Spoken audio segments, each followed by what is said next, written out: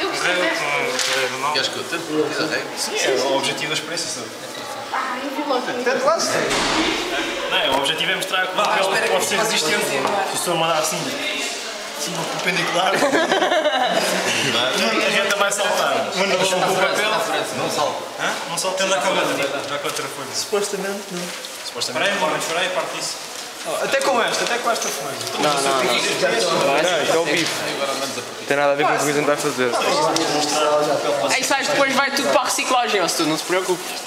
Só pode mandar assim. Vai tudo para a reciclagem. É esse.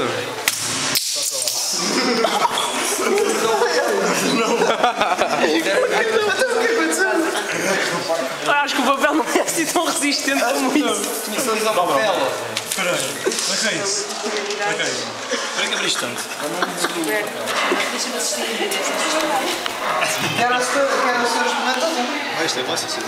Não, tem que estar bem esticado. Tem um automático para isso, não pode ser. É melhor vocês daí.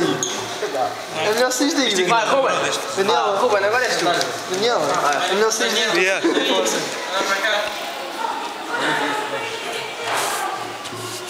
Estou a cuidado com o Ruben, é por isso. Não, tenho que não experimentar esta, já que eu não percebo nada disto. Não falta. Ruben.